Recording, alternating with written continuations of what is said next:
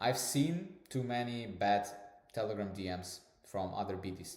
I wrote myself too many bad DMs, and I want to give you the main things that that are like a red carpet, showing that hey, this guy is a complete novice. He doesn't understand what he's talking about. The way that people will disqualify you, whatever you message them, if you just message these small things, this set of words, they will understand that they do not want to spend time on you. And I'm gonna break you down a few things here. So I would never write in the Telegram DM, "Hi John, hope you are doing well," or like this is the email redundancy, the same way as Best Nikolai adding this thing in the end. If you write like this, people understand that you are not from Web3, you don't understand what this industry is talking about, you are not keeping your hand on the pulse, why are you wasting my time? That's it. Like most of the cases, if you want to optimize for good reply rates, remove this, like treat your Telegram DM as the real estate in Vancouver or real estate in Hong Kong, where it's like super expensive. So, and basically you waste a lot of time messaging this. Who cares about this? Nobody cares about this. Everybody cares about making money. So, you know, why don't you skip over these formalities and start talking about how they can make more money with you? I'm sure that you don't know nothing. You don't know what they actually need. You never spoke with them. You're sending a cold DM. First thing, "Hi John, your company name is..." Somebody, people are messaging me, "Hi Nikolai, our company is doing A, B, C, D, X, Y, Z, blah, blah, blah. I think that you can be a great customer fit for us," and blah, blah, blah. Can we talk? It doesn't make sense. I'm not interested to...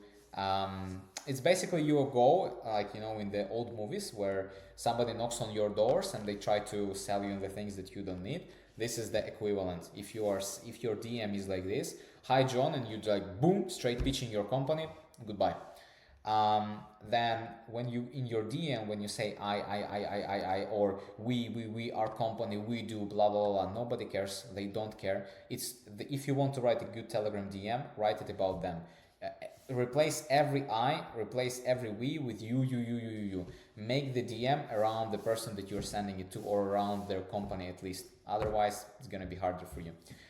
Can you please, the DMs that sound like this, that you can translate to this, can you please give me 30 minutes of your time so I can sell you on the thing that you don't need?